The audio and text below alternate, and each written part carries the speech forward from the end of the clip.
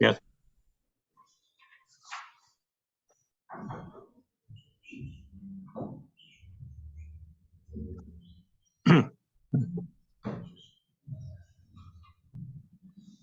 Welcome everyone after the lunch. The afternoon session will be chaired by me. My name is Lvov-Warsaw, and we have 3 titles in the schedule. And it is my great pleasure and honor to introduce our first speaker, Ilkka NIINILUOTO from University of Helsinki.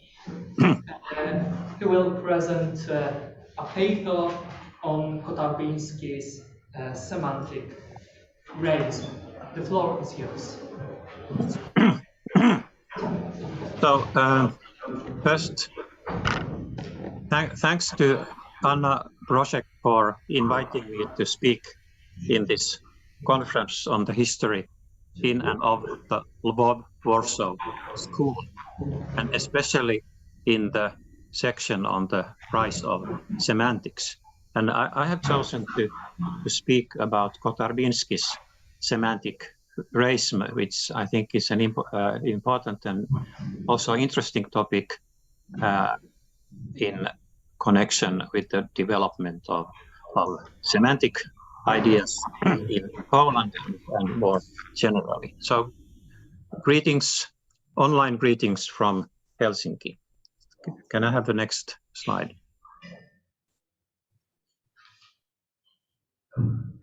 So, of course, there are lots of studies about Kotarbiński and his position, and in his classical monograph, Jan WOLESKI, in logic and philosophy in the Lvov-Warsaw School, he gives an account of Kotarbiński's achievements, and then in 1990, WOLESKI edited a special book on Kotarbiński's logic, semantics, and ontology, which contain important essays on his works.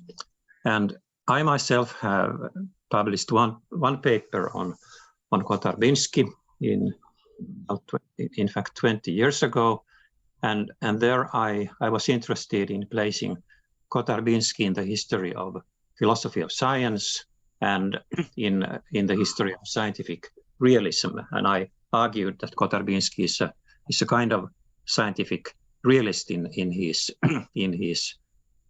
account of scientific language and methodology. So next slide. So just a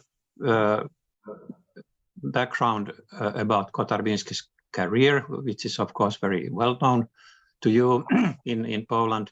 Kotarbiński was a prominent member of the Lvov-Warsaw School. He was born in 1886 and died at a very high age in 1981. He studied in Lvov with Twardowski in 1907 to 12, and he was professor at the Warsaw University for a long time, first extraordinary and then ordinary professor for more than 40 years. And so he was a colleague of Ajdukiewicz and Lesniewski. And their most celebrated student was Alfred Tarski, who will be discussed in Professor WOLESKI's lecture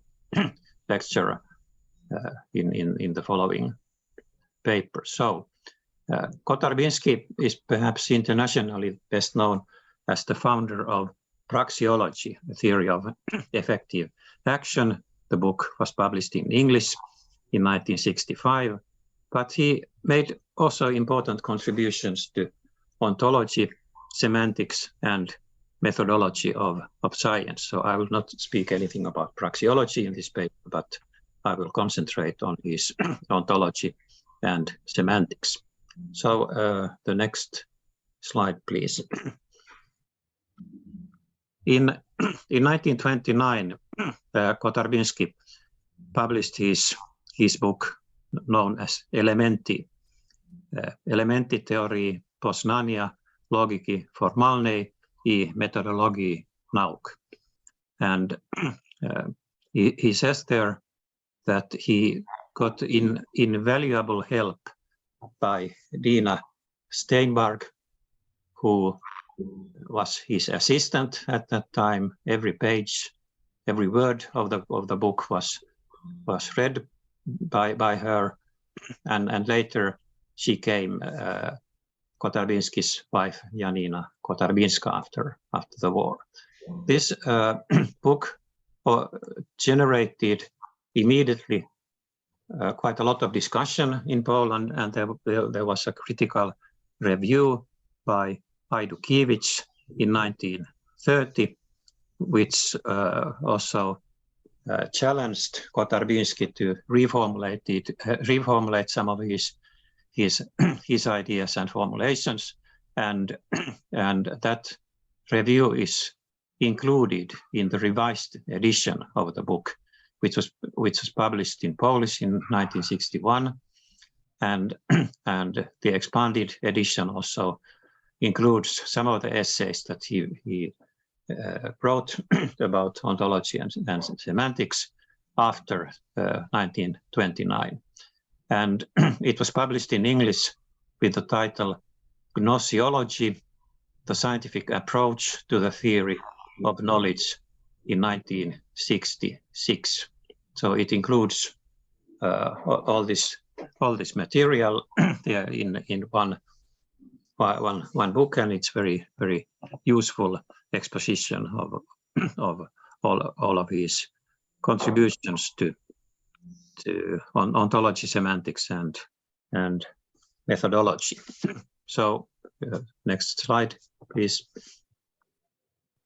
Now Kotarbiński starts his book as a program in semantics, and he calls it semantic reism, and it's a theory of meaningful statements. Semantically meaningfulness is defined so that a statement to be semantically meaningful has to contain only concrete terms or to be reducible to such a form. And concrete terms may be singular, like Bertrand Russell, the proper name. They may be general, like the adjective white, and they may be empty, names like Pegasus, which is a fictional entity. And the contrast of concrete terms is to apparent terms, and later Kotarbiński started to call these apparent terms onomatoids. And so any term which is not a name of a thing is an apparent term for him. And examples of how to clean up language by translation, so that the use of these onomatoids is shown to be unnecessary, is there are simple examples. If you say whiteness is a property of snow, you seem to refer to something which is a property and whiteness, and they are onomatoids in Kotarbiński's view. But this statement can be translated simply to the statement to snow is white. And then similarly, the relation of seniority holds between John and Peter, which seems to be talking about a special relation. Seniority, which is again an onomatoid for Kotarbiński. This can be translated to John is older than Peter. So this is a kind of program for cleaning up some unnecessary metaphysical terms from the language, and in those cases when this translation is successful, it shows that the claim is semantically meaningful. Well, the next slide, please. So Kotarbiński provides a very long list of these dangerous onomatoids which he wishes to avoid. So names of abstract objects belong to them, like property, relation, state of affairs, fact, event. They are terms which are normally used in philosophical language, but Kotarbiński wished to avoid them. Also, set in the distributive meaning studied in set theory is onomatoid. and in contrast, set in the collective meaning of Lesniewski's mereology is a concrete term. So you have as a mereological set, for example, a heap of sand, and that is a physical entity which is and the term is concrete in Kotarbiński's sense. But speaking about sets or classes, as was done in set theory, was rejected by him. Then he goes in this element. He goes through various sciences and uses this program to argue that there are many what he calls hypostases in science, perhaps something like metaphysical terms in science. In natural science, matter, space, and time belong to them, and in the humanities, so general terms like literary work or legal code. Yet, even though Kotarbiński is so restrictive in the use of language, he allows theoretical terms which name unobservable concrete things, like electron, proton, magnetic field. So in physics, it is allowed to use this kind of theoretical terminology as long as it satisfies his conditions.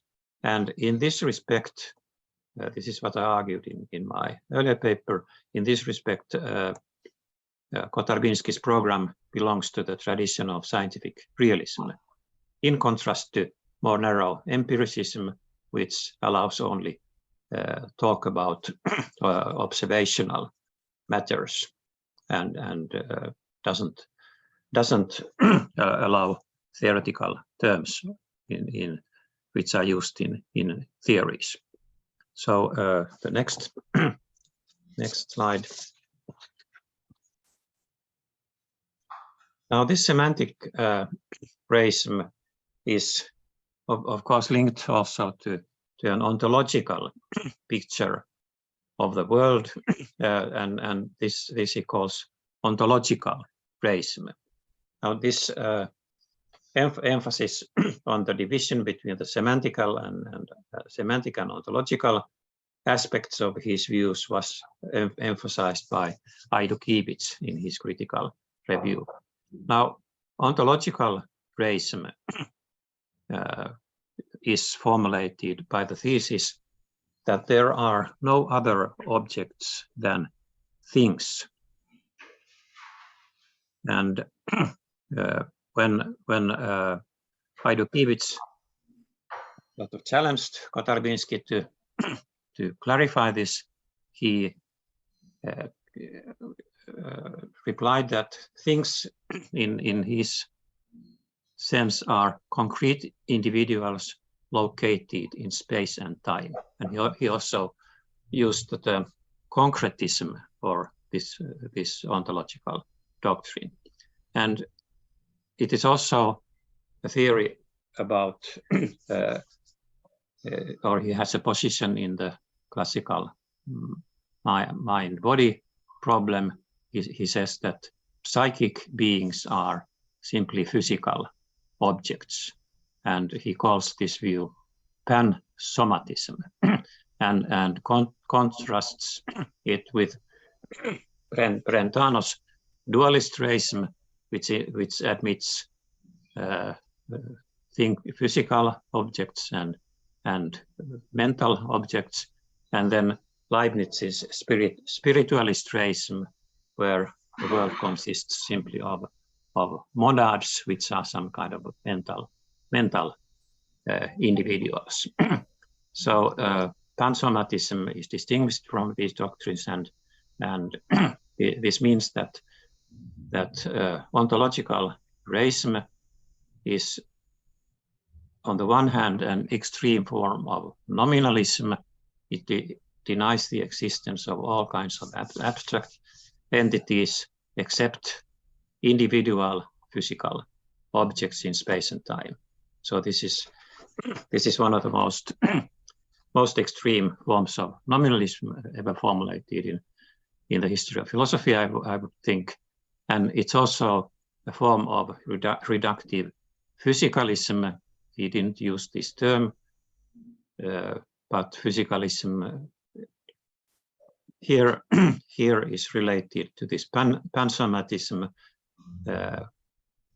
claiming that all so-called mental entities are reducible to these physical things, concrete physical things. Now, Ajdukiewicz pointed out that this thesis of ontological reism is a kind of metaphysical statement by Kotarbiński's own standards, and WOLESKI has pointed out that it is a philosophical claim by Rudolf Carnap's criterion. Carnap made a distinction between the material mode and formal mode, and in his early work, Carnap tried to avoid metaphysics by requiring that this kind of material mode is avoided in philosophy, and only the formal mode is applied. But this is clearly a kind of nominalist, materialist, physicalist thesis. So it's an ontological thesis, and it is difficult to formulate without sort of referring to these abstract entities. You deny the existence of these abstract entities, and it seems that you have to mention them in order to deny them, and that was Ajdukiewicz's critical remark. Now, next slide, please. Now, Kotarbiński was not really a logician. He did not develop any formal systems of his own, but he relied on his colleagues, and he especially admired his colleague Stanislav Lesniewski, and he adopted Lesniewski's so-called ontology or calculus of names for his purposes, and there is a whole chapter in this book, Elementi, or gnosiology, on Lesniewski's treatment of the calculus of names. So that is what he relied in logic. And in this system, the basic form of judgment is A is B, which is a statement where you have the copula is, and it connects the subject A with the subjective complement B. And this judgment is true if the object denoted by A is the object denoted by B. Now, Kotarbiński starts his book by discussing this relation of denotation. He takes it more or less granted that we know how names and adjectives denote objects. There was, of course, an earlier debate about, for example, proper names, how they are able to refer to their objects. You have the proper name William Shakespeare, how it is able to refer to that particular writer in Old England. And there were proposals by John Stuart Mill, by Gottlob Frege, some debates what is required for this kind of relation, but this is not discussed by Kotarbiński in his book. So he takes this denotation, well, more or less as a kind of primitive term, which is understood for the purposes of his presentation. And in the interpretation of this basic judgment in Lesniewski's ontology, there is this axiom which tells how to read it.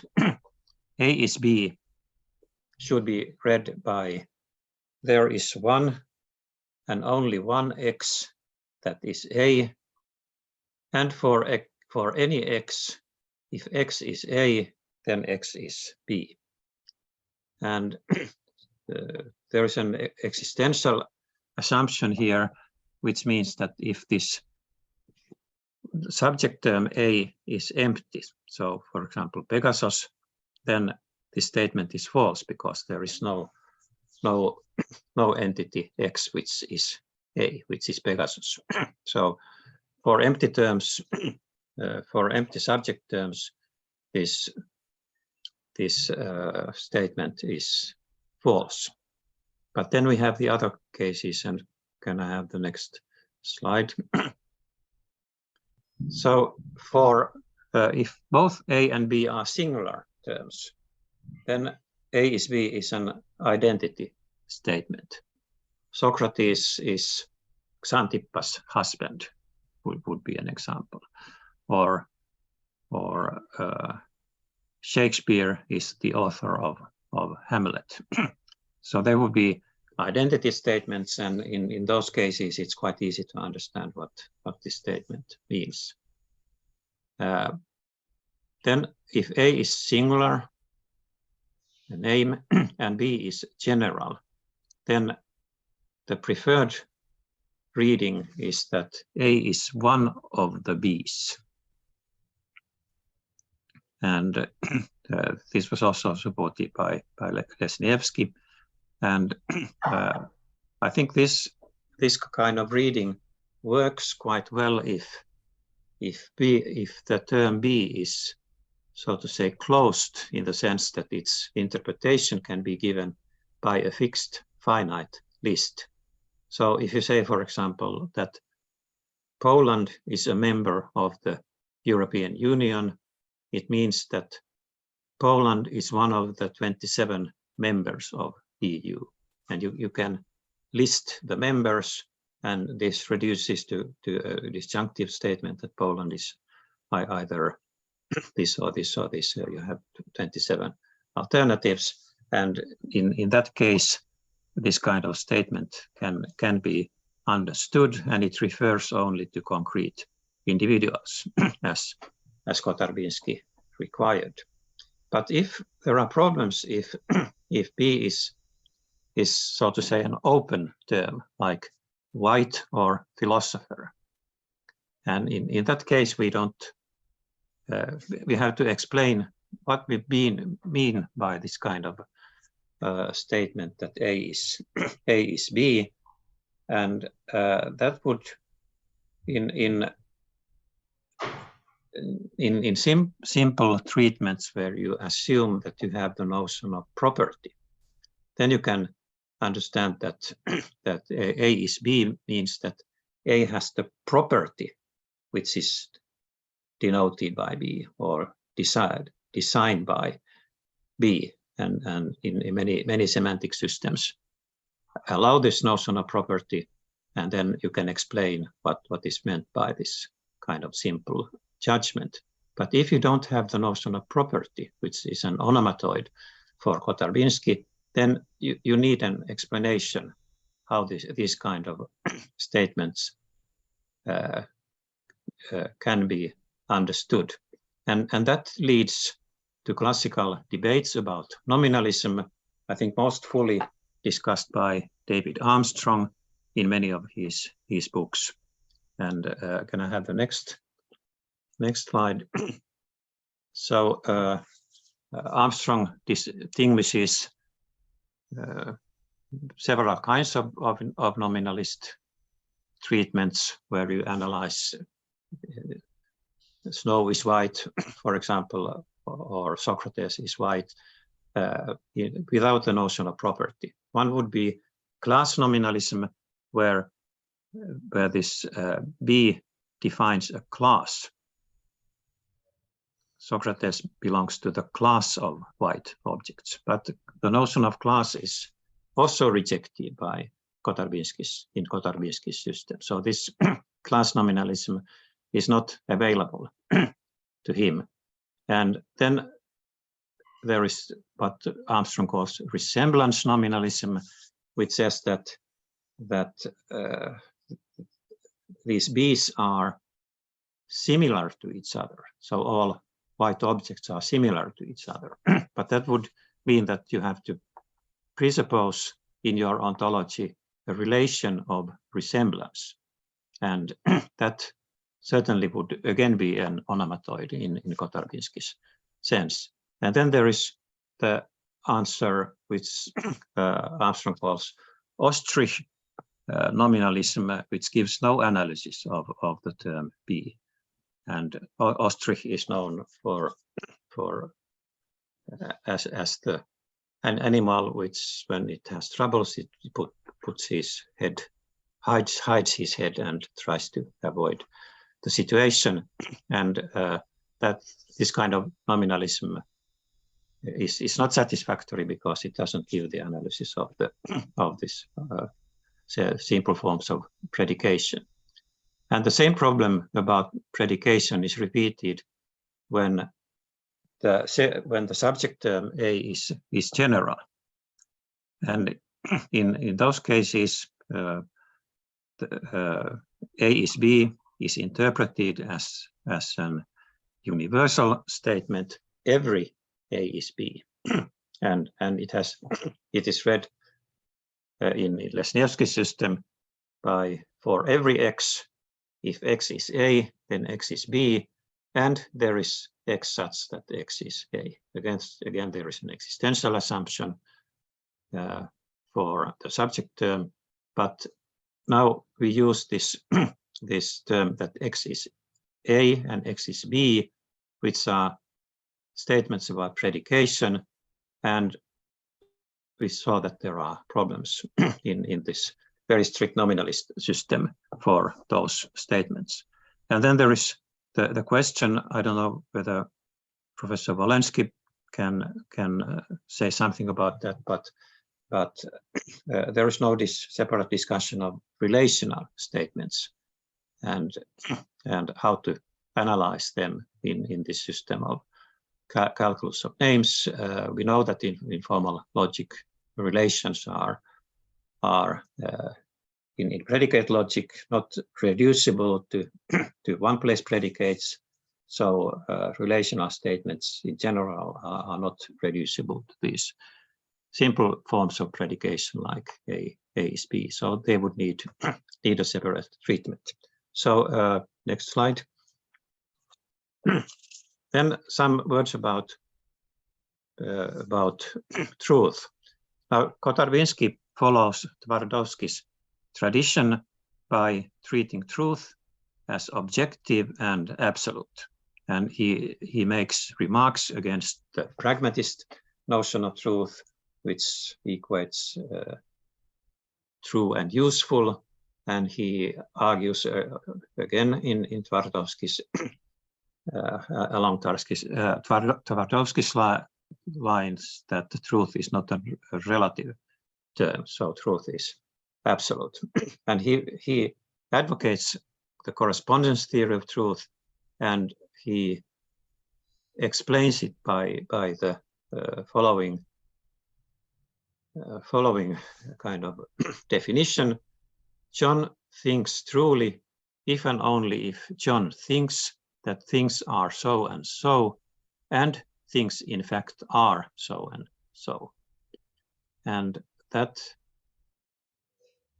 immediately looks somewhat similar to what Tarski later called his T equivalence. And there is a problem that he uses the term in fact here, because Kotarbiński did not accept facts at all in his systems following following his semantic reism, but this treatment or discussion of truth was important for Tarski, and Tarski in his classical 33 paper refers to Kotarbiński as his teacher, as his starting point, and I think it's interesting to note that Tarski also avoids the notion of fact in his earlier papers.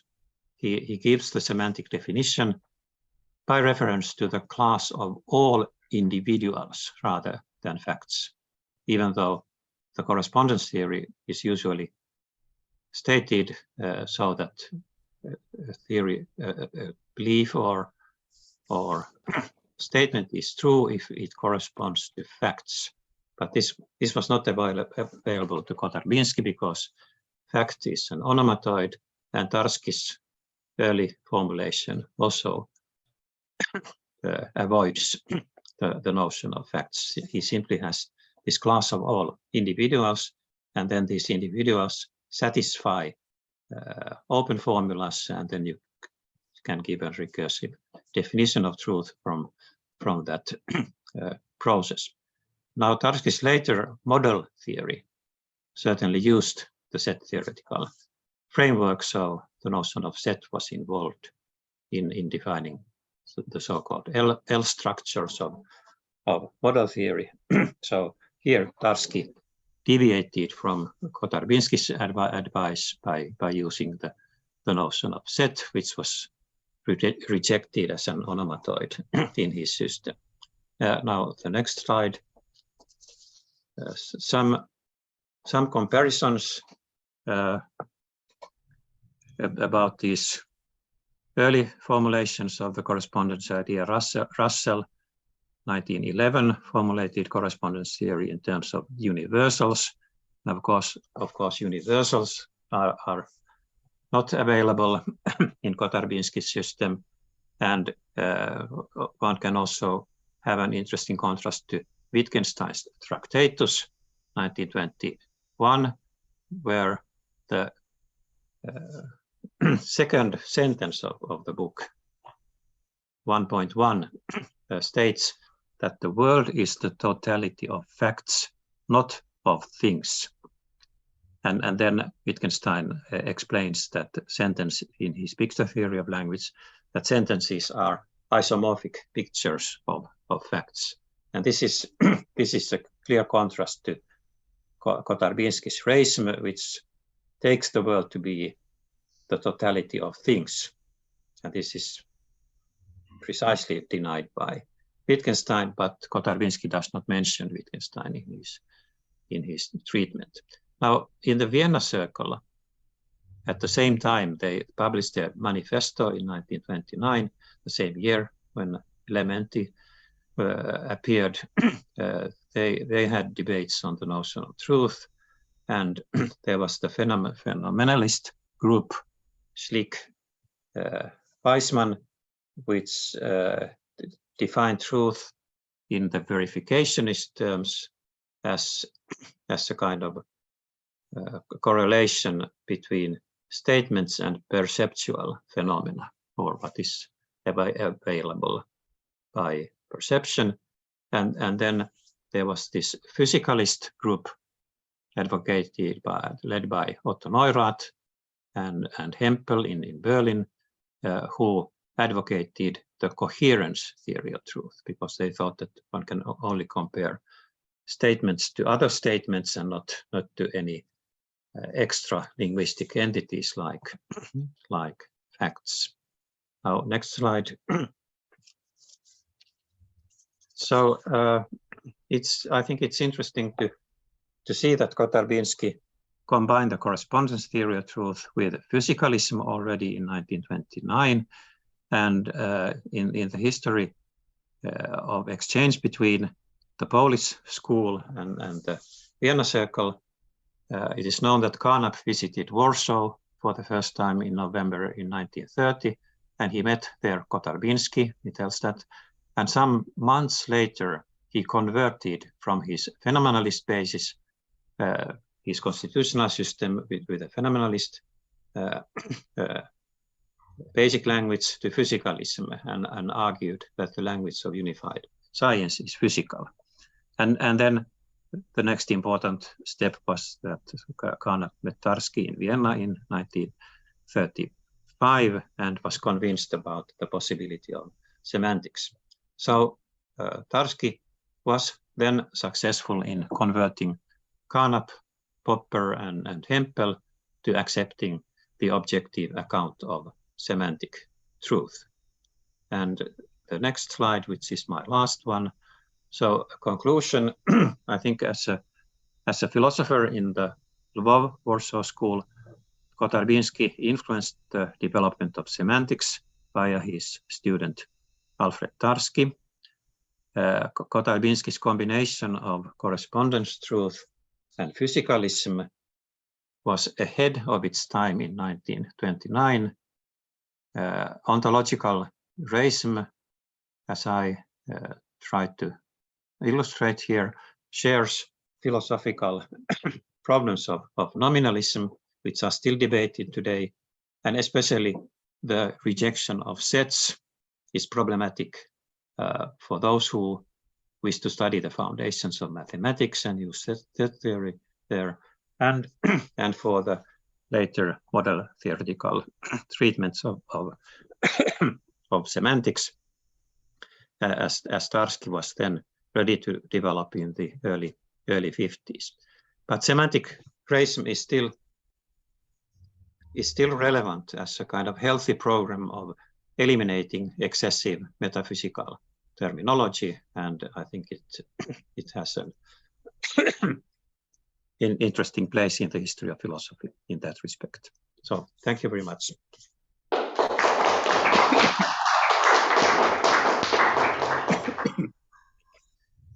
Thank you for this paper. I don't have much time for posing questions. I have time for 2 questions, Professor WOLESKI. The question was one. Namely, Tarski converted Ajdukiewicz also. Mm-hmm. So it should be remembered.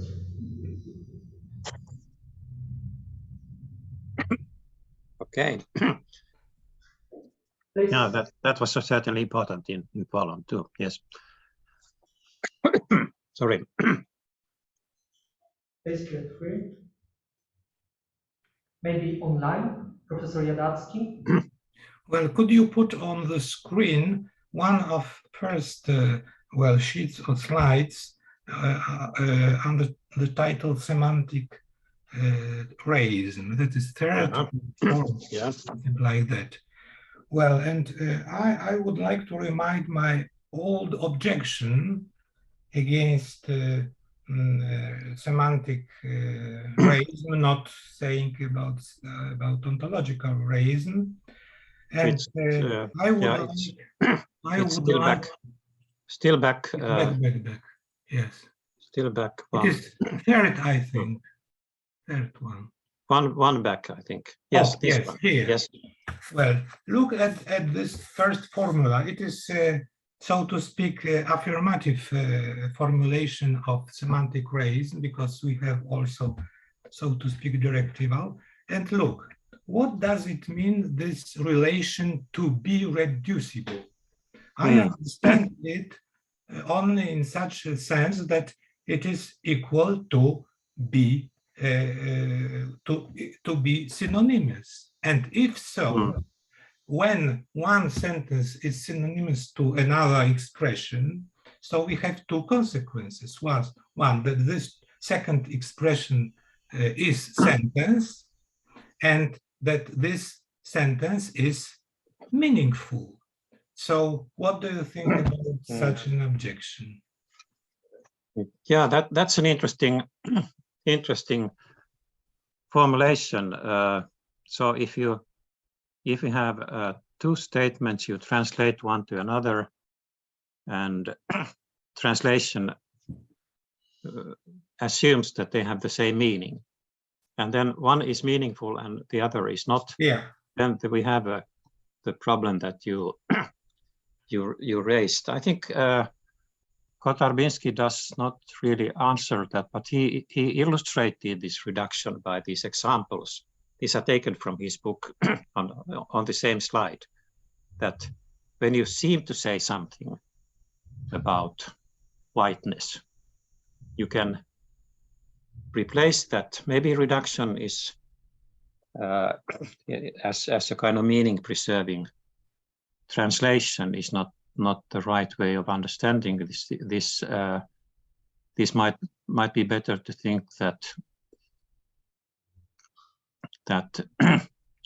Kotarbiński is using the kind of logical analysis like Bertrand Russell, who analyzed statements like the present king of France is bald, and then he showed what is the underlying true formulation of this statement, and then you can see that this statement is false. It is not meaningless, but it is false. And in these examples, you can get rid of the notions like property and relation simply by saying that what these statements really mean is expressible by these simple statements like Snow is white and John is older than Peter, and therefore you can avoid these onomatoids, and this is a kind of recipe for avoiding excessive metaphysical way of speaking, which I think has been quite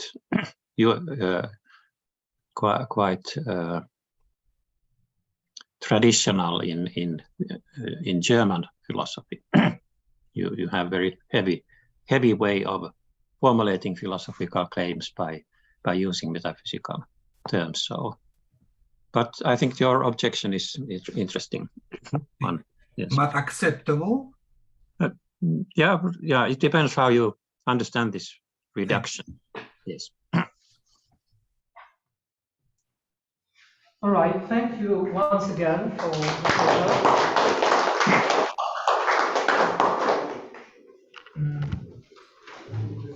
The next paper will be presented by Professor Jan Woleński. The title of the presentation, Syntax, Semantics, and Tarski is Truth Definition.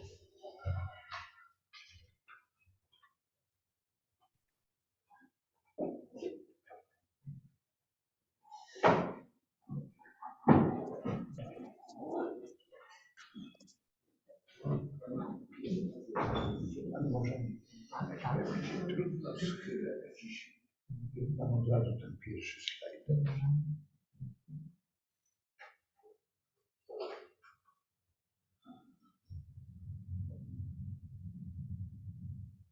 Jest? To ten pierwszy.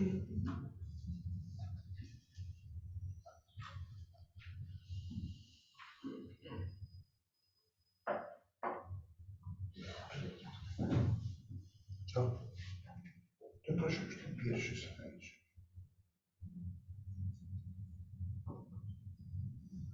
Okay, so I am very indebted for inviting me. Thank you. I am not quite well today, so please excuse me. NIINILUOTO, Ilkka told that Tarski converted several philosophers to semantics. But it is a question, what does it mean? I will show that the issue is not so simple, at least in his main work, the concept of truth in formalized languages. So some quotations. For every formalized language of finite order, a formally correct and materially adequate definition of true sentence can be constructed in metalanguage, making use only of expressions of general logical kind, expressions of the language itself, as well as the terms belonging to the morphology of language, that is, names of linguistic expressions and of structural relations existing between them. This one quotation. Second is the semantics of any formalized language of finite order can be built up as a part of the morphology of language based on correspondingly constructed definitions. It is impossible to establish the semantics of the formalized language of infinite order. Semantics of any formalized language can be established as an independent science based upon own primitive concepts and its own axioms, possessing it as its logical foundation, a system of the morphology of language, also a full guarantee that the semantics constructed by this method contains no inner contradiction is present lacking. Now in postscript, so this is from 1935, metalanguage must be of a higher order than language itself.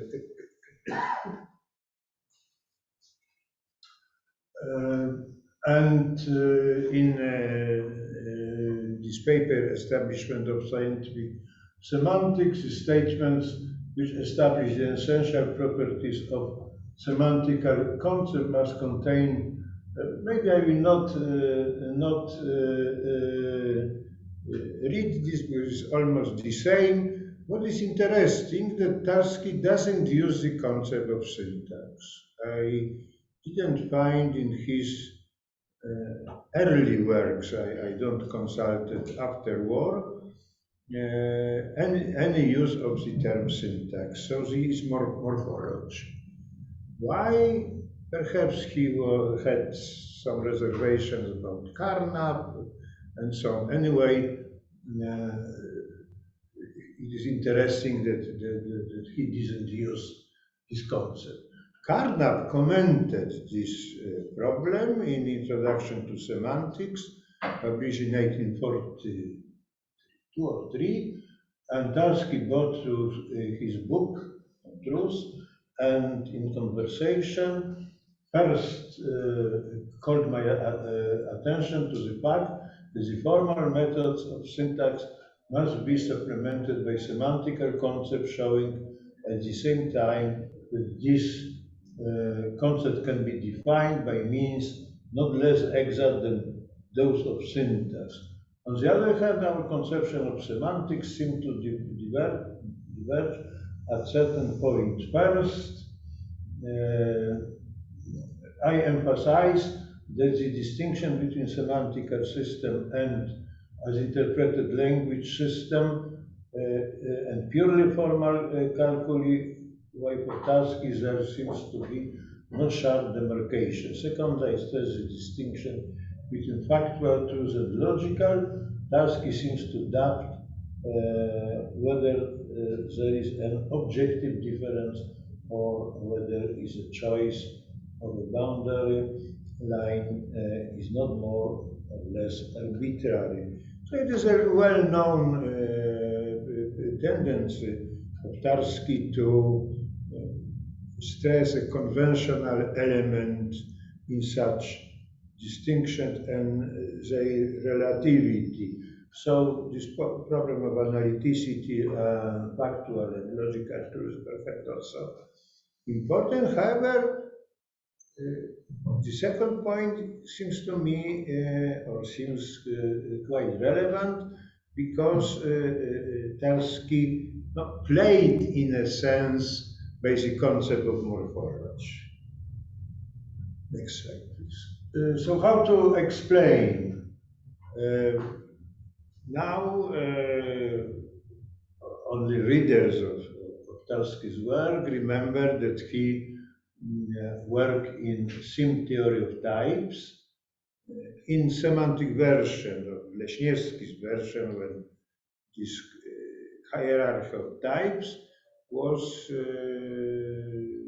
combined with hierarchy or semantic or syntactic categories, and consequently, if a type is a theory of finite order, and it admins truth definitions or semantics were more formulated in type n plus 1.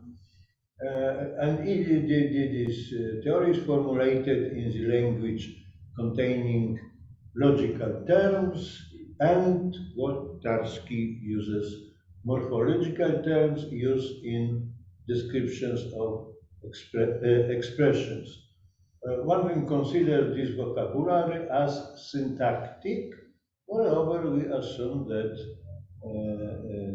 this object language of type n is formalized. This is a very relevant point that we construct truth definition or semantics for a language L, let's say now Ln, in meta language Ln plus 1, and it is a question whether this meta language can be formalized or not, or is formalized or not. For Carnap, yes. So all Carnap's works assume that we can formalize not only object language but meta language. And of course, if this theory of types is of infinite order, consistent semantics is problematic due to the Liar and other paradoxes. Now, this version of this construction is rejected. So let's say that we natural direct in this sense it is replaced, perhaps, because we have a much clearer vocabulary or devices like first order logic and higher order logic. Moreover, according to Hilbert thesis, independently of ontological worries as concerning what exists.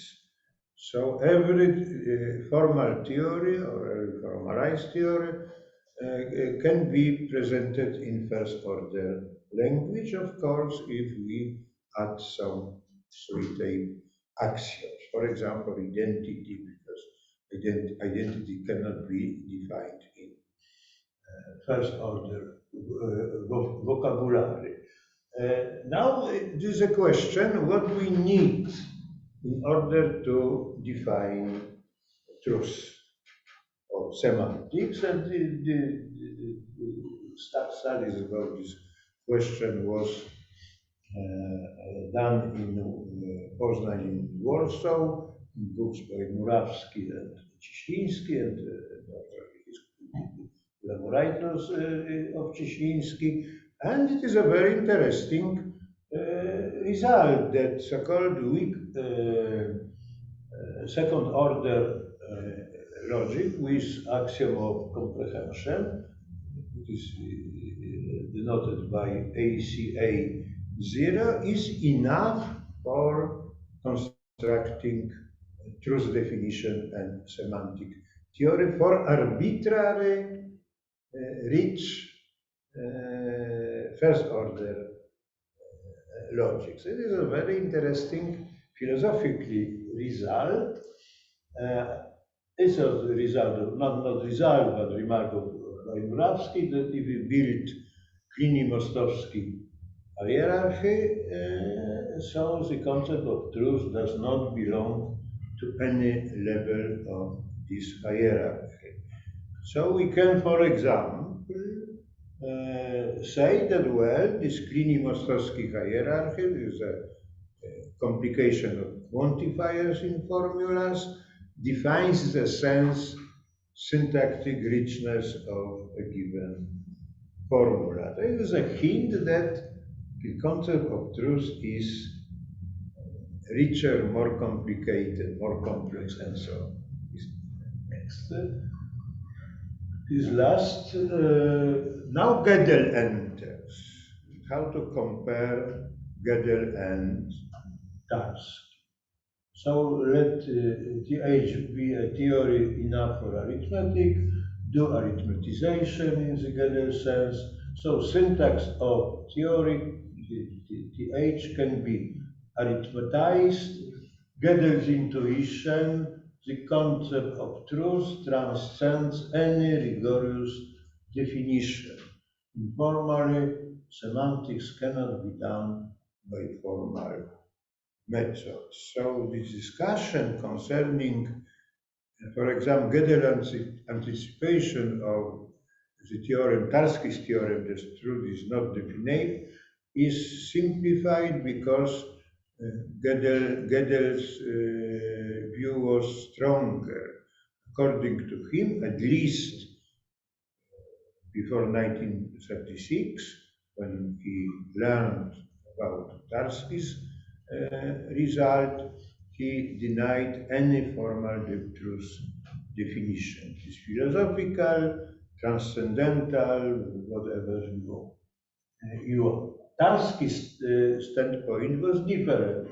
Semantics for TH cannot be constructed in syntax after arithmetization, because it gives us a very clear picture,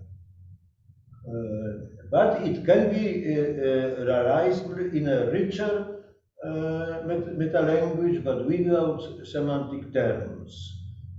This is a question whether the meta-language should be called syntactic or not. So Tarski was not quite clear about it because his concept of morphology. So in present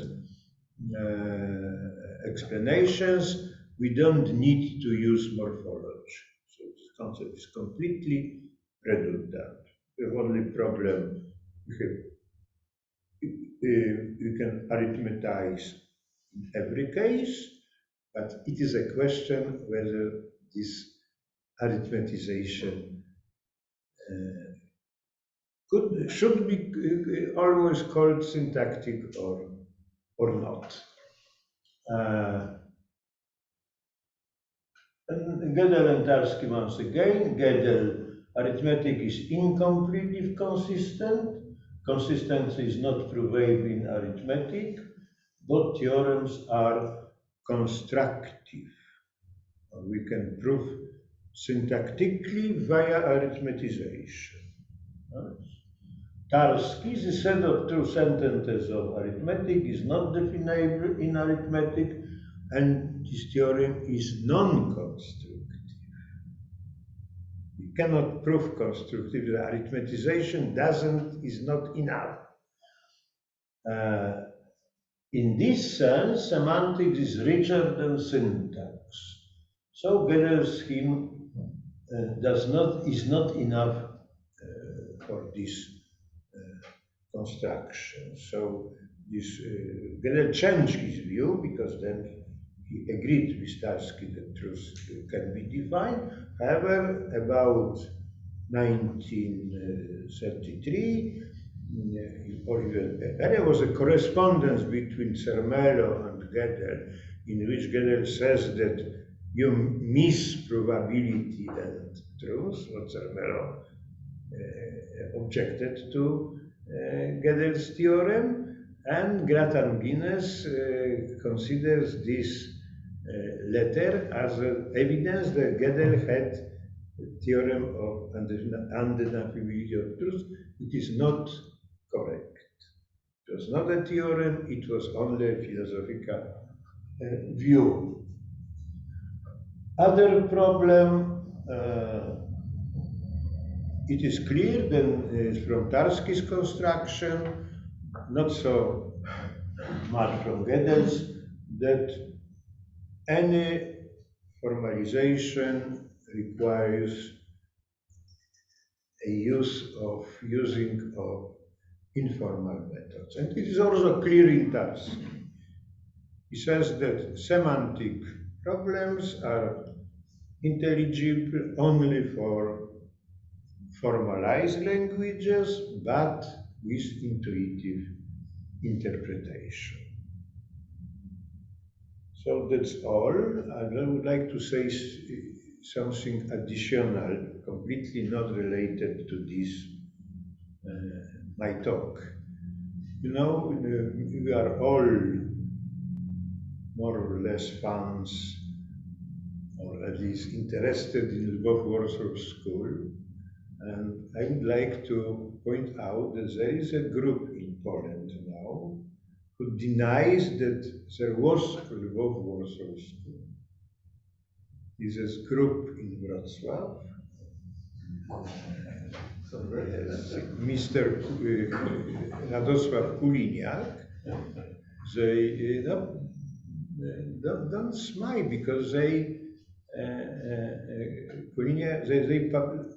by the way, this is a group which made very important and useful things, editing texts of Garden, Ajdukiewicz, Tarski, and so on. So it's a real merit. However, according to them, Ajdukiewicz invented the term Lvov-Warsaw School in order to promote himself and perhaps Twardowski.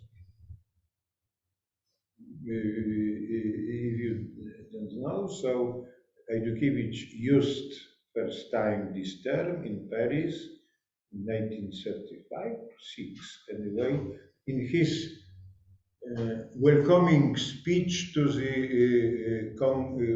International Congress of Philosophers, and he delivered this speech in the name of group called by him Lvov-Warsaw School, and as far as I know, it was the first case of use.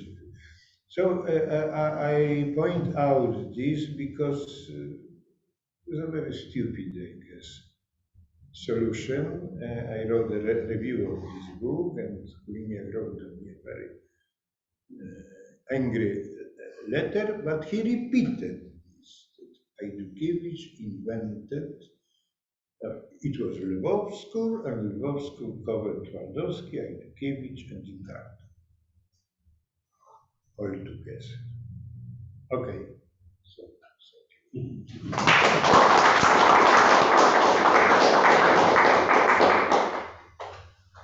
I open the discussion.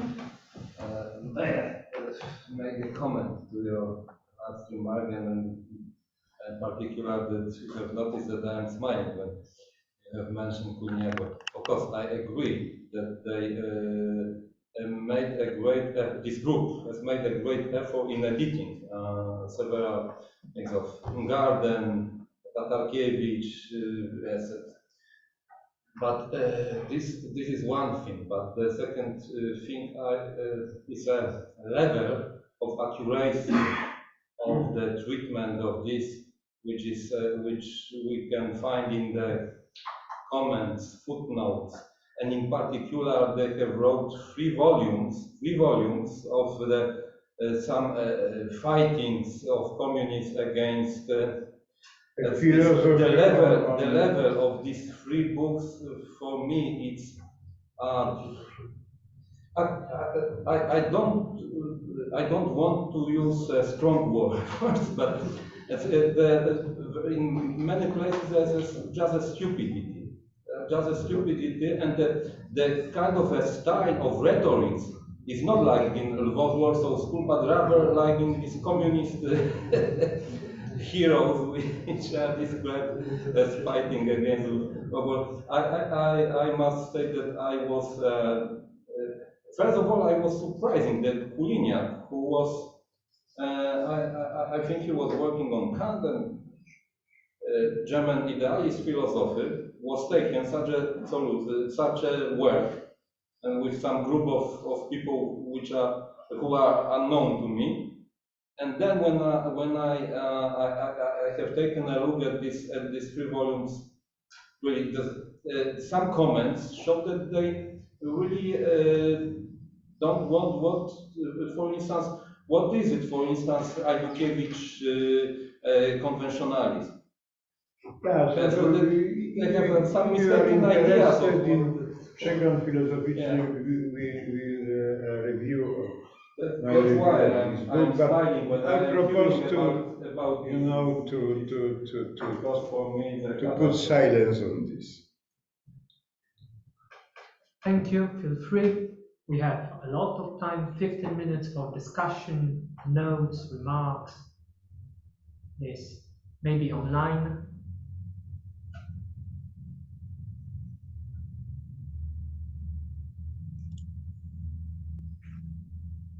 Maybe I can I can have a comment. Jan WOLESKI quoted Carnap's statement from Introduction to Semantics, which where he says that he has two points where he differs from Tarski, and I think the first point is interesting because he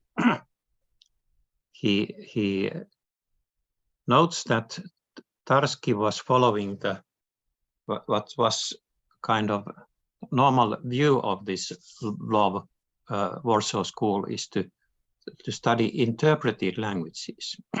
So Tarski was discussing a formal language, but he assumed that there is an interpretation for that language. So it was not purely formal syntactical language, but it was already interpreted. And then Carnap himself developed semantics so that he had this formally syntactical part of the language, and then he had this designation function which introduced this interpretation. And I think here Carnap anticipated the model theoretical treatment of truth, because there Tarski moved to the idea that you have a formal language, and then you have the interpretation function which maps these the syntactic elements of this language to sets and relations in the models. Okay, so maybe some historical facts, because now we know more about development of Tarski. Mm-hmm. Ajdukiewicz brought to Poznań archive of Studia Philosophica, journal in which German translation of Tarski was published. And we can follow, it was a correspondence with Twardowski mostly, who proposed Tarski to publish a fragment of a summary. Tarski didn't agree, and Twardowski agreed that the entire book would be translated into German. And what is interesting, that Tarski changed title, and I think that we know why. Because original title was the concept of truth in science, in languages of the deductive sciences.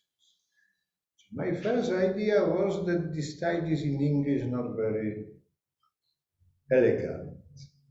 However, after reading this correspondence, I realized that Tarski wanted to stress concept of truth in formalized languages, not formal, but formalized. is not quite indifferent that he used formalized but not formal. So I think that, that it was deliberate move. Moreover, this translation was consulted with Popper, Carnap, Popper and Carnap. Postscript was translated by Ajdukiewicz himself as one of the editors of the journal. We don't know about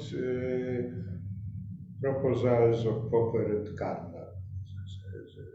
There are no documents. But anyway, this knowledge of Popper and Carnap related to their conversion into semantic was quite considerable. They simply participated in the translation. Unfortunately, Tarski never quite clearly described this problem syntax semantics. So, for example, when I see that my interpretation in my book, Semantics and Truth, is rather related to this first, second order problem, because according to as many other commentators, I think that this simple theory of types as formal basis of Tarski's work, it is a historical only problem. So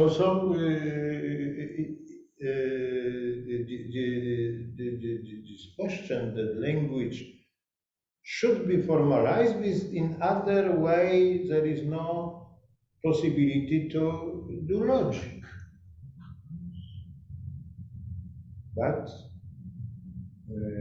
many commentators simply miss formalized and formal.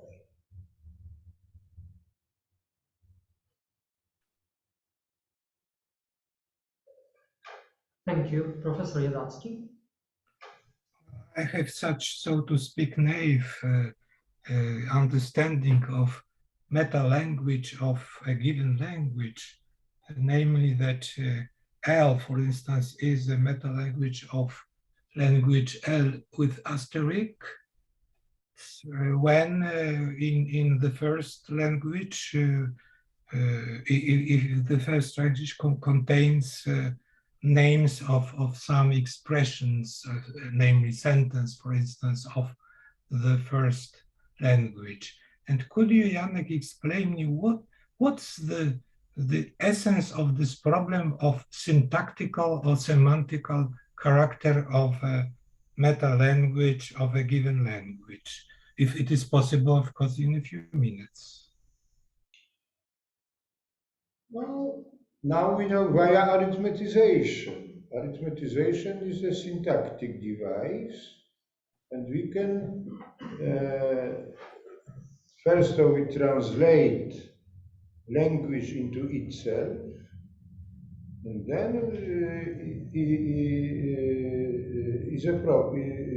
we can prove or demonstrate or show that this apparatus is not enough for doing semantics. However, still it is unclear what does it mean. For example, if you read Grzegorczyk, Elements of Mathematical Logic, so according to him, meta-language contains set theory. But meta-language of which language? Of a formalized theory enough for arithmetic, because this is a point which is of departure. For example, if you will do in propositional logic, so it is not a problem. Even in first order logic. itself. You can eliminate in a more or less artificial way.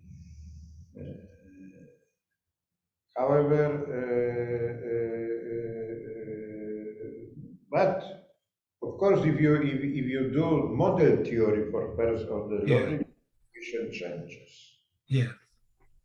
So I think that Tarski was correct, Carnap was not incorrect, because there is a huge relativity. It depends what problem you do. So Thank you. conventionally, you can decide the consequence operation is purely logical. That is a question, yes or no. It's a convention. But with model theory, you cannot say that it is part of logical calculus. Now I understand. Thank you. Thank you. We still have 5 minutes. Please feel free.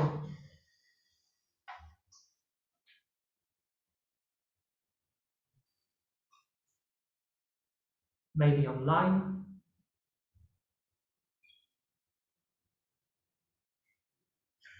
Perhaps also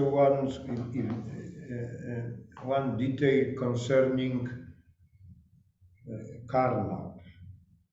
If you read Carnap's semantical works, so he outlines a succession of parts of semiotics. One could expect that because he was so fond of syntax, so we'll start with syntax. Not. So it is like in the case of Charles Morris. Pragmatics is first, then we depragmatize language, we obtain semantics and syntax, and then is a new term. I think a German philosopher, Kramer, desemantization. So desemantization leads from semantics to syntax. Carnap, of course, was interested in logical syntax, however, he clearly understood that the reality of language is not syntactic by itself. It can, according to him, it can be achieved by some analysis. But in general, language is much complex that he himself presented. So these historical details are very, very interesting because they show that these people were not so naive like critics think. I remember comments of Roman Ingarden when I was a student about Carnap. I was surprised that this way a very eminent philosopher in such so simplified issues. Yeah. I have a question. Do you think that today's practice connected with artificial intelligence shows something about who was right and who was not right? Like we think about Tarski and Carnap, because it seems that the pure syntactic is not enough for a machine to operate, to understand anything. So it must be fed by corpora or some broader information basis. So in fact, it must use pragmatic semantics and somehow learn as we do. And it's not based just on the code. No, yes, of course. So it is. It shows us that. Let's say, yes, right. yes. So, moreover, you know, I am not a specialist. However, I think that this artificial intelligence, it offers or even leads to local problems, not global problems.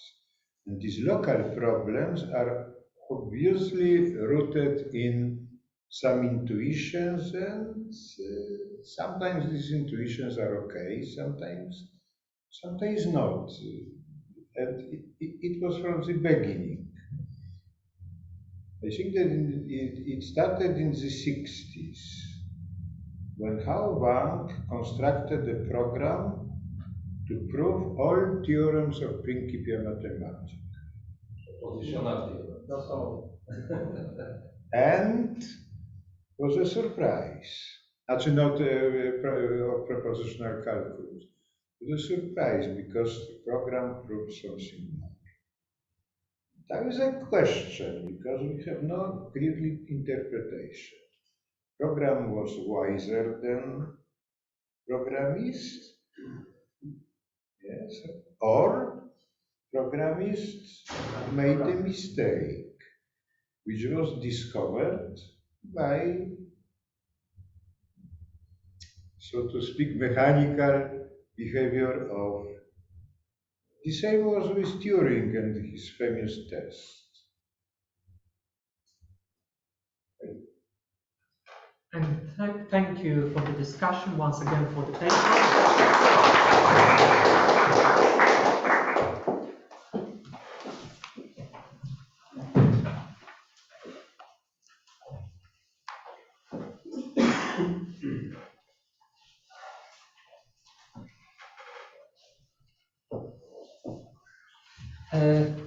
Our last speaker in the session will be BROΖEK, who will present a paper on Ajdukiewicz semantic term.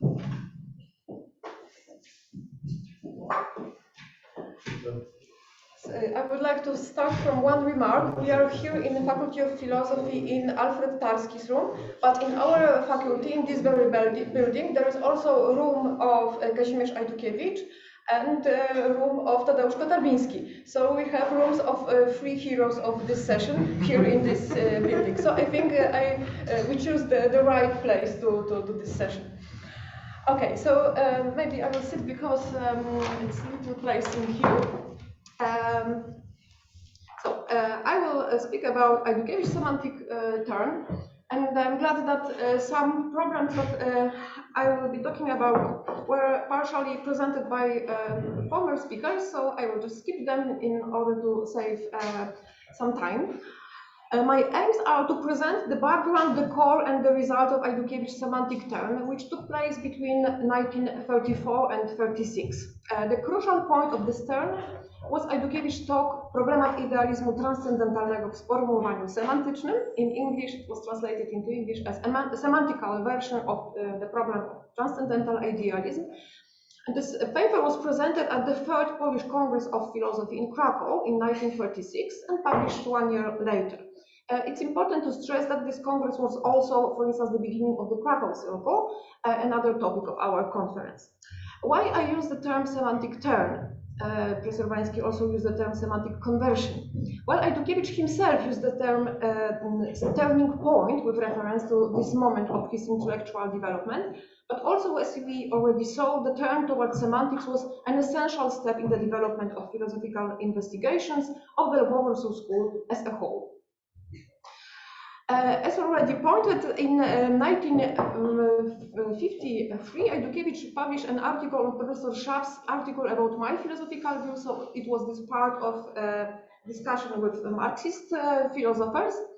It was a reply to ideological attack on the communists of the Communist Party, which accused Ajdukiewicz of idealism. Also, other philosophers from the school were attacked in a similar way. And Ajdukiewicz article is perhaps, in my opinion, the only fruitful result of this ideological criticism, because Ajdukiewicz not only refuted Schaff's arguments, but also made a lot of interesting comments about his own philosophy. He wrote, among others, in my papers from 1934, when I presented my radical conventionalism, I did not identify truth with theorem. However, I did not warn about identifying these two concepts. Because of the lack of this warning, a temptation could appear to identify them with all of its consequences. I cannot deny that in that period I was not fully aware of these concepts, that these concepts are not the same, that they are of different ranges, and I played around with the temptation to identify them. This way, I stood not fully aware of that on the crossroad between idealism and realism. In my further development, I definitely refuted this temptation in 1936 and expressed it in my work on transcendental idealism, where I opted against the identification of truth and theorem. This work is my personal turning point, starting from which almost all my philosophical activities are turned against idealism. The main part of my paper, which starts now, is the following. I will start from some general background, namely the Lvov-Warsaw School and the search for the method of philosophy, and individual background, I mean Ajdukiewicz individual development, his investigations and his integrating philosophy up to 1934. So I consider my talk as a kind of switch between logic and philosophy. We had 3 sessions about logic. Tomorrow we start with philosophy, so I will provide some philosophy here and meta-philosophy also. So then I will focus on Ajdukiewicz paper from 1936 and all these aspects and provide a short recapitulation.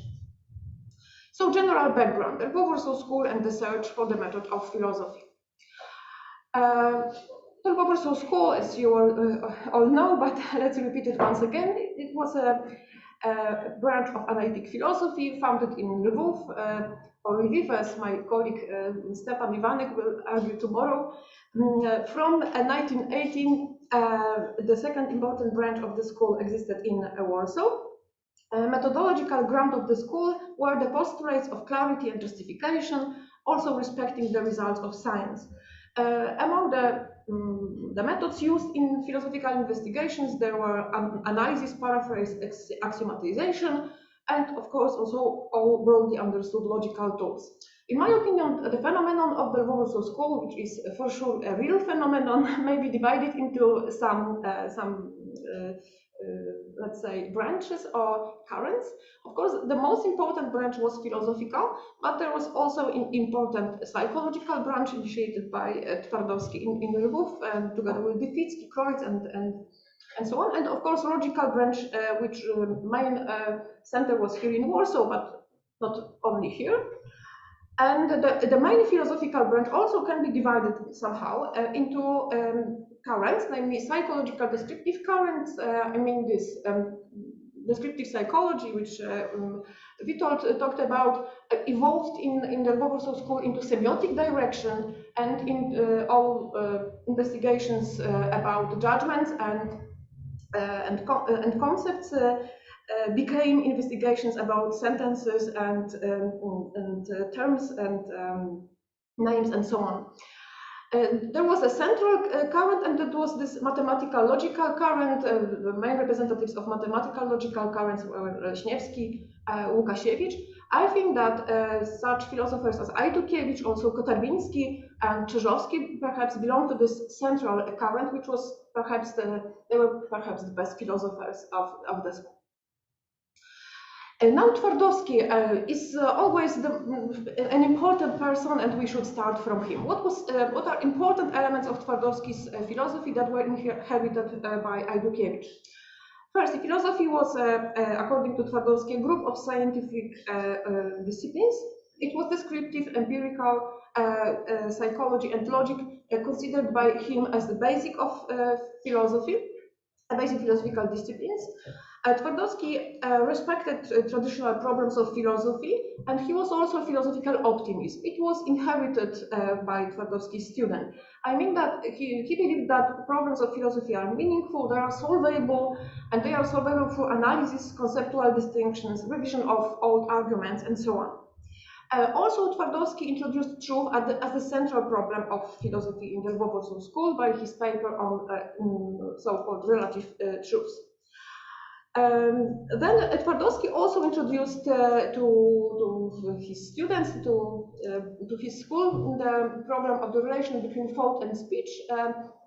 Especially, it was clarified by him in his paper on clear and unclear philosophical style, when he expressed his idea that the more abstract thoughts, the closer connection between speech and thinking. We think in words, in speech. Twardowski had some logicoidal tendencies. For instance, he distinguished concepts in logical sense, and he worked in the theory of reasoning. But of course, he was distrustful in formal methods. That's why he wrote, for instance, his program, the paper Symbolomania and Pragmatophobia, which caused that students became very careful about the interpretations of their logical systems. So it was a good result of this paper, I think. Still, as for instance, Tarski stressed, almost all logicians in Poland were direct or indirect students of Twardowski. Now, the second important person in Ajdukiewicz development was for sure Jan Łukasiewicz. Łukasiewicz was one of the earliest Twardowski students. From the beginning, Twardowski encouraged Łukasiewicz to investigate the problems of philosophical logic. Between 1906 and 10, Łukasiewicz turned to mathematical logic. He also lectured algebraic logic still in Lwów between 1906 and 1915. After moving to Warsaw, of course, Łukasiewicz Leśniewski established Warsaw School of Logic, then Alfred Tarski and other logicians joined them. Łukasiewicz found the tools of mathematical logic the method of philosophy. He also had a very critical assessment of the previous philosophy. And in 1927, during the second Polish Philosophical Congress, which took place here in Warsaw, Łukasiewicz presented his program of logicization of philosophy. It was a talk given to a large audience, and then he wrote, among others, logic created by mathematicians determining a new measure of scientific accuracy far greater than any previous measures of accuracy opened our eyes to the nothingness of philosophical speculation. This is what the need to reform philosophy is born of. But to reform in the name of science and in the spirit of mathematical logic. The future scientific philosophy must start its construction from the very beginning, from the foundations. Start from the foundations, that is, review philosophical issues in advance and choose from among them only these issues that can be understandably formulated while rejecting all others. And then he proves that mathematical logic can be used also in this aspect. And then one should rely on sentences as intuitively clear and certain as possible and adopt such sentences as axioms. All as primary concepts, undefined concepts, one should choose such expressions, the sense of which can be comprehensively explained with examples. Efforts should be made to minimize the number of axioms and primary concepts, and all of them should be precisely enumerated. All other concepts must be unconditionally defined based on primary concepts, and all other theories must be unconditionally proven based on the axioms, as well as with the use of the directives of proving that are adopted in logic. The result obtained in this way must be constantly confronted with the data of intuition and experience, as well as with the results of other sciences, especially natural sciences. In case of discrepancies, the system could be corrected by formulating new axioms and selecting new primary concepts. Contact with reality should be constantly ensured, and so on. So this was the program for philosophy proposed by Łukasiewicz. Of course, Ajdukiewicz, as well as the majority of Polish philosophers, attended Łukasiewicz lecture. This Łukasiewicz lecture and this program initiated a discussion about the range and limits of applying logical methods in philosophy. The rapid development of logic was accompanied in the Lvov-Warsaw School by analysis of classical philosophical problems. However, only Zawirski and Salamucha wrote openly that they tried to follow Łukasiewicz's program. But I think there are more intended or unintended realizations of this program. Such as, for instance, Leśniewski's ontology, but not only. And now there comes semantic turn. In 1930, still semantics was still considered as a domain of antinomies, such as Dyer antinomy, Greling's antinomy. As a result, there was only trust in syntactic approaches. However, there were results of Gödel, there was this claim that truth cannot be identified with theorems, and then there comes Tarski, whose results were previously presented, and Tarski argues that truth may be defined at least for some languages. But I think that Tarski's conception of truth may also be understood as intended, or at least to some degree, realization of Łukasiewicz program, because it was an interpretation of all classical philosophical problems with formal tools. Of Tarski's paper arose great interest in Lvov. Still in 1930, Tarski gave lecture in Lvov, and his paper on truth was welcomed with enthusiasm by Twardowski, also Kokoszynska, who should be mentioned here as a person who helped Tarski to popularize his ideas, his invention, and of course also by Ajdukiewicz. Now we move to individual background of Kazimierz Ajdukiewicz. I will not say much about the biography because Professor Murawski talked about it. I only would like to stress that Ajdukiewicz was one of the favorite Twardowski students. Twardowski considered him extremely talented in philosophy and logic, and this connection strengthened after Ajdukiewicz married Twardowski's daughter Maria. For Twardowski, Ajdukiewicz was his main successor, and Twardowski thought to have Ajdukiewicz in Lvov. He wanted just Ajdukiewicz to take his chair of philosophy after his retirement. There were also important studies in Göttingen by Hilbert and his formalism with Husserl, but all of that was already said by Professor Murawski. It's interesting that probably Twardowski encouraged Ajdukiewicz to habilitate not in Lvov, which was perhaps more natural, but in Warsaw, because the habilitation of Ajdukiewicz concerned deductive sciences. And then Ajdukiewicz may be, in fact, considered as a person who balanced perfectly between Lvov and Warsaw. At first, he lectured after habilitation in Lvov as a docent, then he moved to Warsaw for 2 but very fruitful years. There were also only some problems, some tensions with Leśniewski, but let's skip this problem. And then in 1928, Twardowski managed to provide his favorite student a chair for philosophy in Lvov. So Ajdukiewicz came back to Lvov.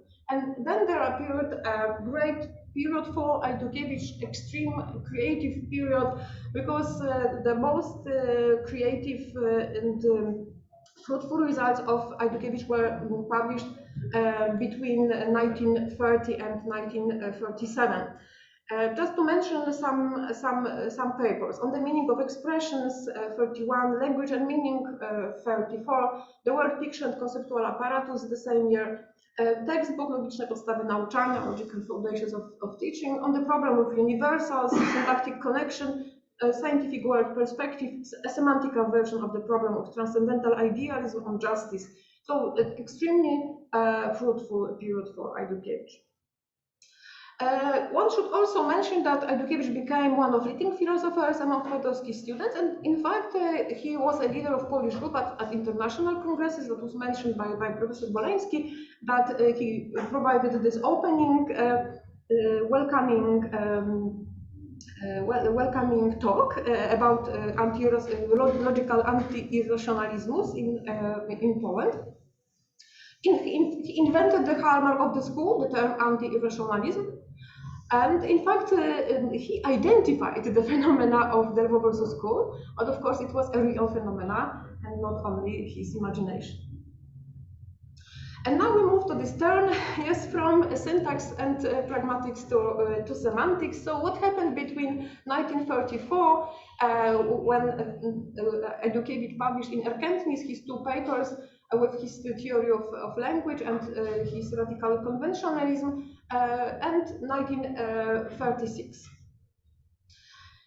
Ajdukiewicz worked on the problems of relations between language and cognition. As we remember, it was Twardowski's problem, yes, whether our cognition is linguistic or not.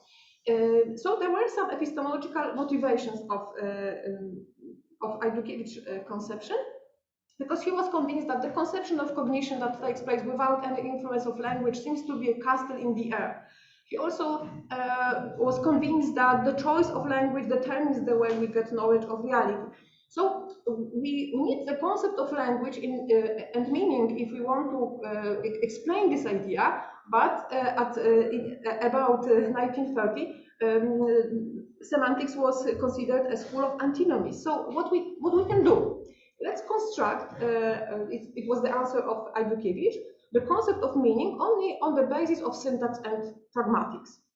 And it's maybe, I will speak. It was interesting the reason why Ajdukiewicz divided his paper into two, but let's keep this now. So what was Ajdukiewicz idea? He realized that was his observation that if somebody uses a language, he follows some rules, some directives. So when we say that somebody uses language or speaks English, if he follows some hidden rules, and he distinguished three kinds of rules, namely axiomatic meaning directives. These are directives which prohibit evading some sentences unconditionally, like all philosophers are philosophers. So if someone rejects the sentence all philosophers are philosophers, then we may say that he or she doesn't speak English, yeah?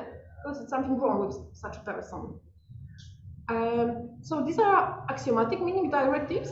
There are deductive meaning directives when we are forced to accept some sentences if we previously accepted other sentences. Like if someone accepts the sentence, John is older than Peter, then according to the deductive rule, he or she should accept the sentence, Peter is younger than John. And finally, we've got this empirical meaning directives, and this is Ajdukiewicz example. If our nerve of our tooth is irritated, we cannot evade accepting the sentence, it hurts. So in fact, there is a connection of this conception of language between the language and some sensual data, or if we are objectivist with the reality. So we've got these three kinds of rules, and what comes after that? If we add some syntax to these directives, we may construct so-called matrix of a given language. And first we define semantic connection between expressions, then we construct these language matrices, and finally we may, speaking very shortly because I have not enough time, we may identify the meaning of expression with its place in the matrix. And one of the interesting consequences of this conception of language is that language are, or maybe in some respects, may be considered as deductive systems, because all these rules which I mentioned are maybe without empirical rules have analogs in deductive systems. And now what happens later? Then Ajdukiewicz introduces the concepts of a coherent and closed language. Language is coherent if all of its expressions are somehow connected in these matrices, which are based on rules of language, on the directives of language. And language is closed if it cannot be, if no new connections may be added to it. So he constructs this concept of coherent closed language, and then he states that set of expressions of some closed and coherent language is a conceptual apparatus, that's a famous Ajdukiewicz term of this language, and a set of theses of such language is a picture of the world. According to Ajdukiewicz, and this is his radical conventionalism thesis, there are different, we may move from one conceptual apparatus to another only by changing it completely, because there are completely different. There are no semantic connections between them. Okay, we may choose this or another way of speaking or thinking about the world. Later, of course, Ajdukiewicz abandoned this conception, and one of important reasons were some critiques provided by Tarski. But also, it's a very complicated problem, and that only presented very schematically here. And now let's look at what happened in 1936. In 1936, Ajdukiewicz provided this speech during the Philosophical Congress in Krakow. It is important to stress that there were some main topics of this Congress, and among these topics there were applying logical and mathematical methods in philosophy. So in the beginning of his talk, Ajdukiewicz stresses that he just replies to this very topic. Okay, so by stressing that, he also I think stresses that he tries to realize to some degree Łukasiewicz program, which was presented 9 years before that. Yes, so in 20s here in Warsaw. So he stresses that he wrote, I intend to demonstrate here the great importance of contemporary logic for a satisfactory formulation and solution of central issues handed down by us, to us by philosophical tradition. So once again, he takes some philosophical problems and he tries to check, to prove, to find out whether logic can be useful in resolving them. There are three, I think, aspects of Ajdukiewicz talk. First, he proposed a program of semantic theory of knowledge. Secondly, he sketches the method of semantic paraphrases, and finally, he refutes idealism in Rickard's version. So, what was this program of semantic theory of knowledge or cognition? Ajdukiewicz wrote, in semantic theory of knowledge, the epistemological problems are pragmatically studied from the point of view of language as a system of expressions endowed with meaning.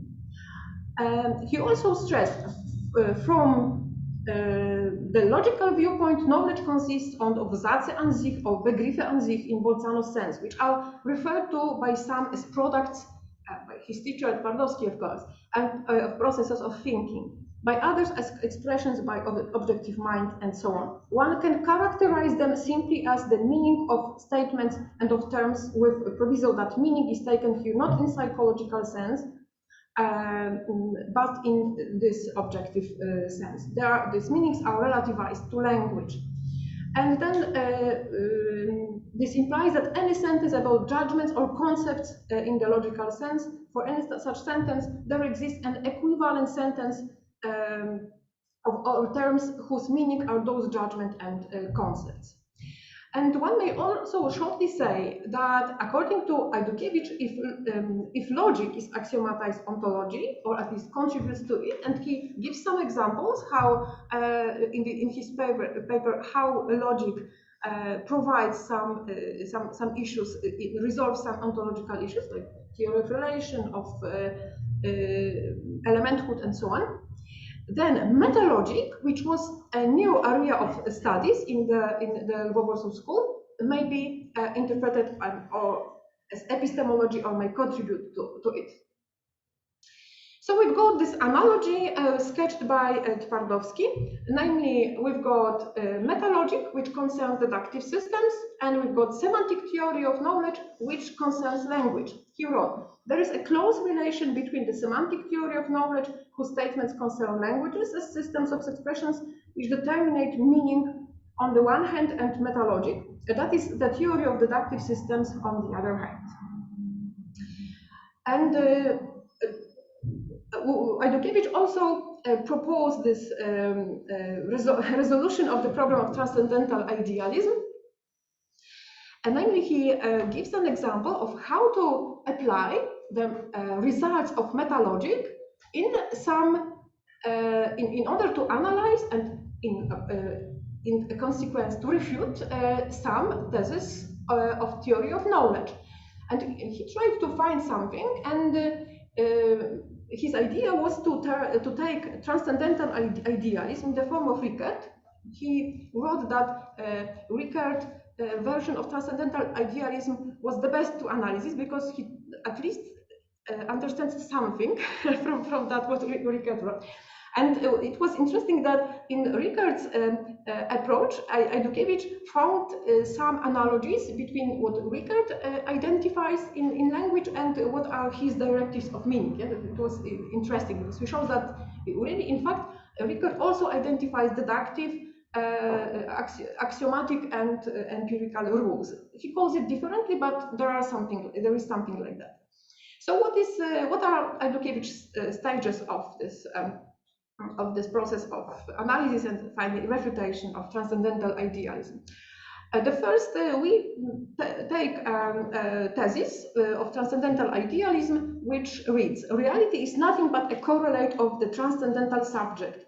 Or, as Ajdukiewicz paraphrases it, all theses about reality are dictated by transcendental norms. In the stage 2, Ajdukiewicz chooses the language of metalogic as the language of the paraphrase of the thesis established in stage 1. In stage 3, he proposes the paraphrases. Namely, he paraphrases the thesis T into T prime. All true theses of natural sciences are logical consequences of the axioms adopted in these sciences. And at stage 4, Ajdukiewicz uses some metalogical theorems to evaluate this thesis, namely T prime. The theorems are, firstly, the axiomatic system of arithmetic is incomplete. So the Gödel's theorem, that is, not all true sentences about objects of the domain of arithmetics are logical consequences of the axioms. Namely, truths are not theorems. The range of the truths is not the same as the range of theorems of these languages and these theories. And secondly, arithmetic is a part of every theory of natural sciences. Thus, every axiomatized theory of natural sciences is incomplete. So in stage 5, we come back to the original thesis, the thesis of transcendental idealism, and it seems that some true theses of the natural sciences are not logical consequences of the axioms adopted in these sciences. Therefore, the thesis of transcendental idealism as contradictory to the above consequence is false. And thus we refuted transcendental idealism. So we may shortly say that Ajdukewicz's method of semantic paraphrases is as follows. At first, we analyze this initial statement as in the language L, so for instance, language of a given philosopher. Then we try to paraphrase this S into S prime, which is in the language L prime. It was the language of metalogic in Ajdukewicz's paper. Then we justify the paraphrase, and this is the most interesting but more difficult, from philosophical point of view stage of this method. We draw conclusions from S prime, and finally we come back to initial language, to the language of philosophy, and find out whether it means something. It gives some answers to the epistemological questions, philosophical questions, or not.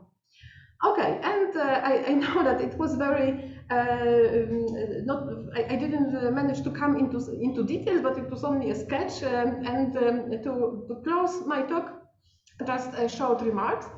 And this is of course Ajdukiewicz and University of Poznań. Ajdukiewicz was the president of the University of Poznań, and this is he with Kazimierz the Great. Okay, let's say shortly. Ajdukiewicz was one of the central representatives of the school. He fruitfully balanced between various currents of the school, as I try to show, between Twardowski and Łukasiewicz, between Lvov and Warsaw, between psychological, descriptive, and logical branch. In early 30s, he proposed a theory of meaning without semantics, based on the concept of meaning directive and analogy between languages and deductive systems.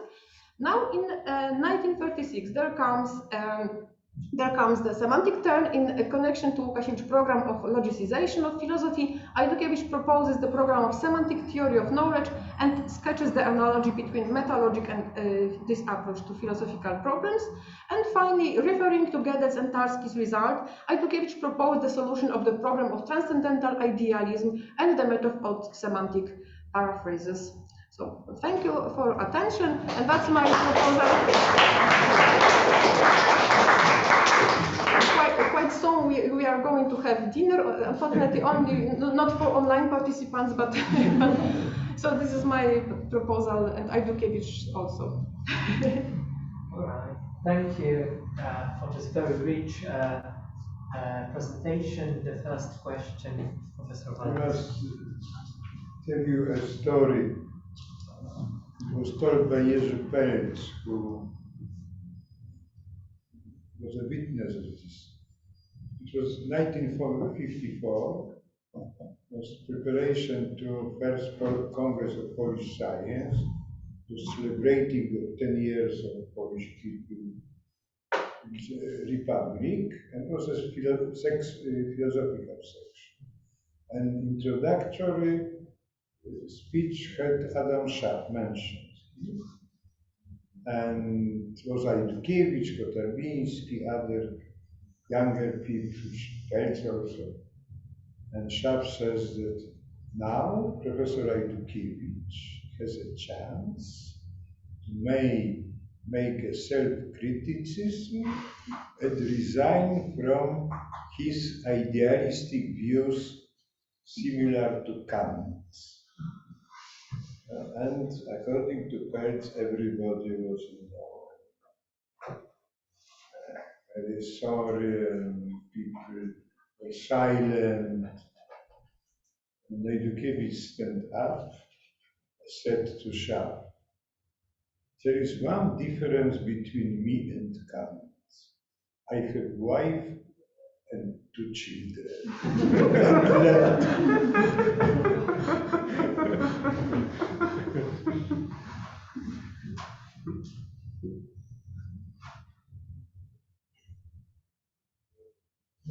Thank you for this comment. Are there any questions more, maybe online?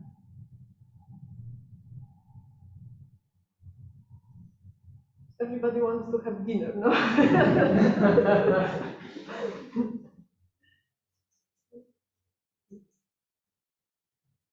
Please. Maybe I wonder, Evert Bett, a very famous Dutch logician, in his book, Foundation of Mathematics, published in 1959, says that Ajdukiewicz argument against idealism is conclusive. It is a very rare situation in the history of philosophy to say that an argument is conclusive.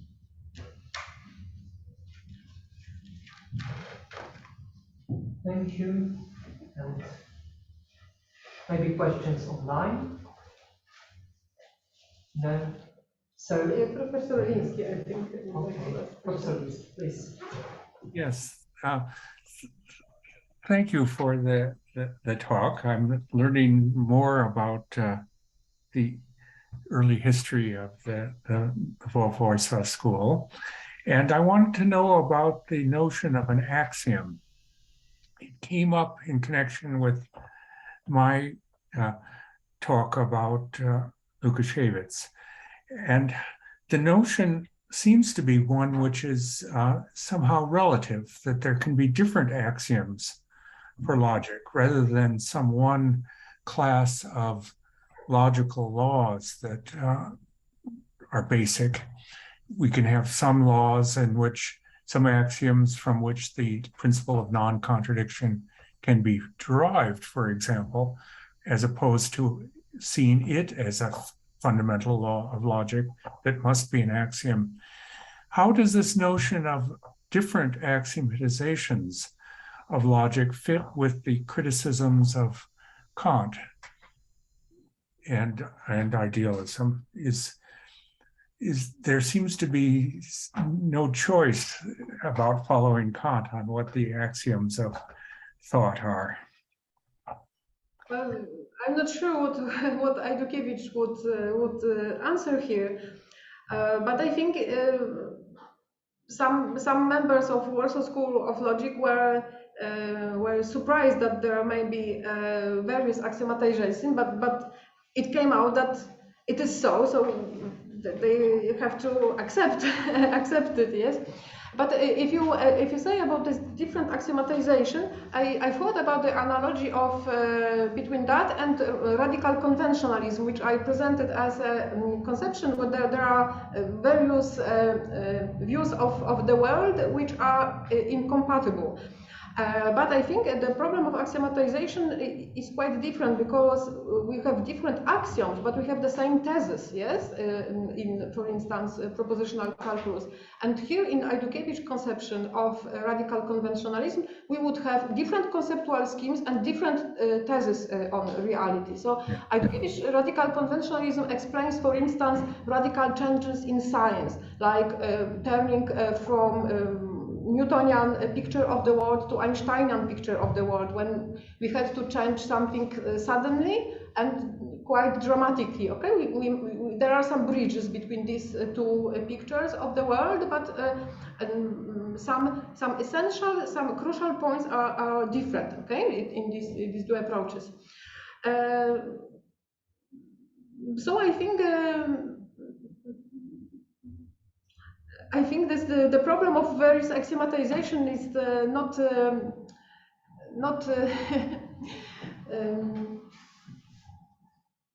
it would be not a problem to Ajdukiewicz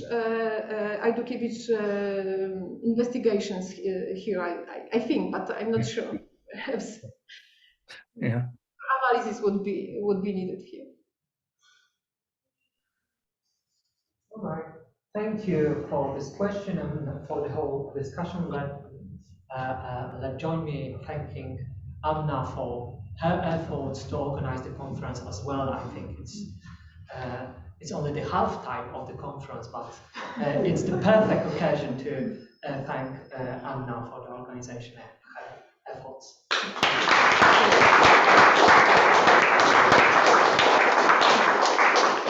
Thank you very much. And for all users, I have an announcement that we will meet tomorrow at 10 o'clock in Warsaw Library or online.